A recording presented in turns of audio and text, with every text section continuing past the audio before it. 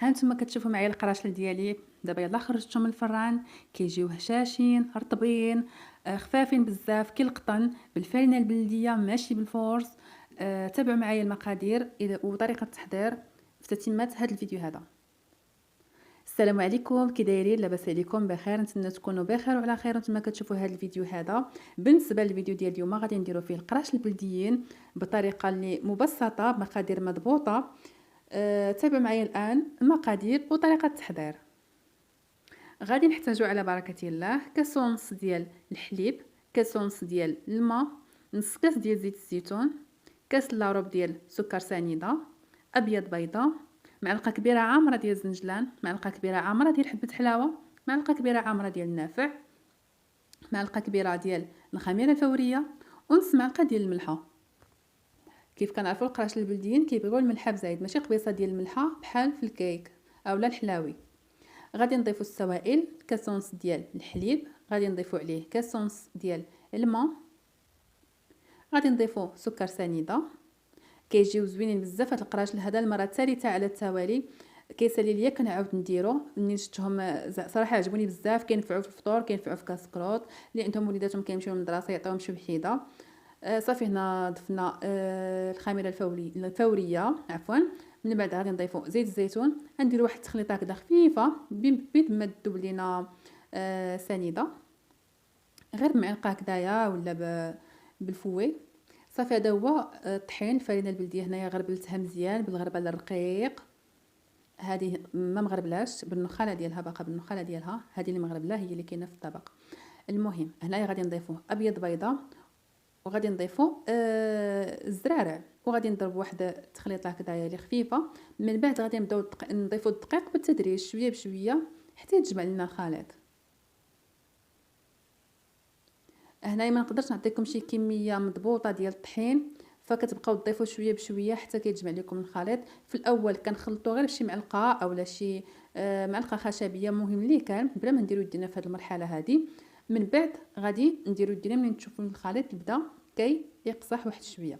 المهم هنا راه الخليط بدا كيتجمع واحد شويه، غادي نستعمل ايديا وغادي نبدا نخلط ونعجن مزيان غير بهذه الطريقه هذه. القراشل كيبغيو شويه دليك، ماشي غير عجينه هكذايا خفيفه، كيبغيو الدليك مزيان، وكيبغيو العجينه تكون خفيفه ما تكونش مجموعه بحال ديال الخبز.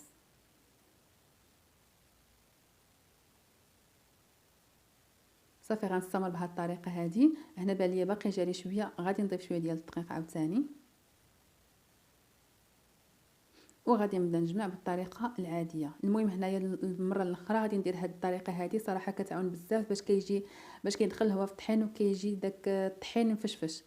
صافي هنا راه هاد المرحله هذه وجدت فيها العجينه ديالي. غادي ندير شويه ديال زيت الزيتون في الفوق ديالها صافي، وغادي نخليها تخمر ليا على راحتها مده ديال ساعه. خليتها مده ديال ساعه، شحال ما خمر مزيان شحال ما كتكون النتيجه زوينه. هنا من بعد ما خمرات لي العجينه كيف كتشوفوا ضعف الحجم ديالها، راه ما كيجيوش حلوين بزاف. الا بغيتو ديك الحلاوه بحال ديال الزنقه فكديروا كاس عامر ديال سنيده.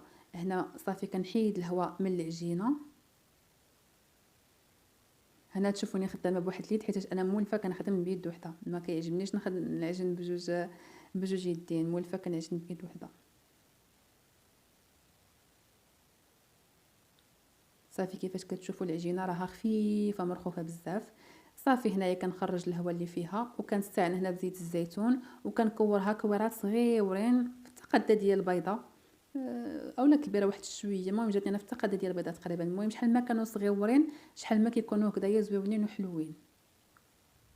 صافي كنستمر بهذه الطريقه هذه حتى كنشكل العجينه ديالي كامله على شكل كويرات.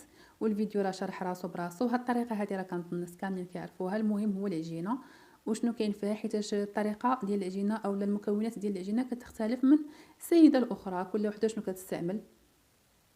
انا مثلا في هذه العجينه هذه مره نستعمل اللبن عوض الحليب، استعملتها باللبن حتى وجدت زوينه. مره نستعمل بيضه كامله، مره ما نستعملش البيض اصلا، كندهنها غير بالوجه ديالها غير بالحليب.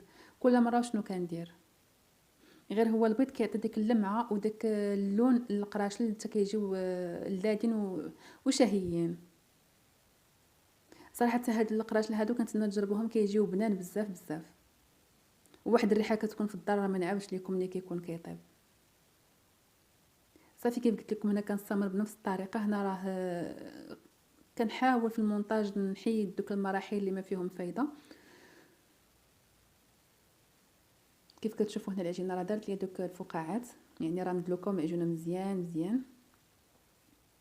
الفيديو راه كانت فيه شي نص ساعه واقيلا، راه كنقطع فيه حتى ولات فيه 7 دقائق باش ما نضيع لكمش نتوما وقتكم. وما تنساوش ديروا جيم الفيديو اللي عجبكم، وتخليو لي كومونتير واخا نقيطه ماشي مشكل. صافي هنايا من بعد ما كورتهم كندير لهم واحد التقريصه اللي خفيفه باش ما يجيوش مكورين بزاف ملي يطيبوا، وكنخليهم يخمروا. هما هنا كي كتشوفوا راه خمروا. المهم خداو لي واحد نص ساعه تقريبا.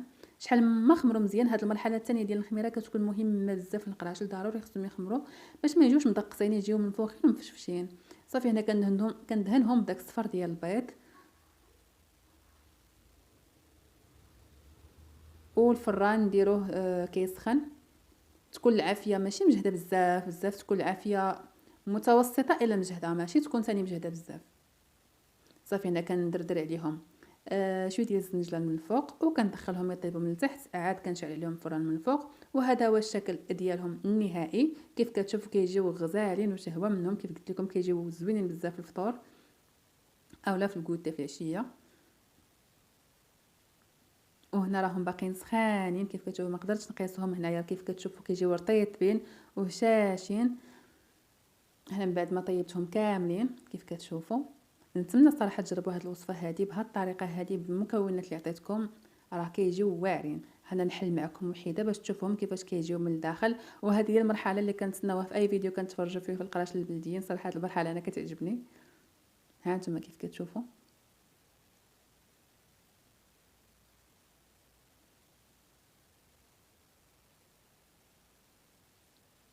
وهذا هو الفيديو ديال اليوم. نتمنى يعجبكم، وما تنساوش كيف قلت لكم تشجعوني ولو بلايك ولو بكومونتير، ما فيها باس. هذا المجهود كامل نحس بلي راه كاين واحد التشجيع، حيت راه ما سهلاش، ولكن الحمد لله. يلا خليتكم في امان الله وحفظه، ونتمنى تجربوهم وتخليوا لي الراي ديالكم في التعليقات. والسلام عليكم ورحمه الله.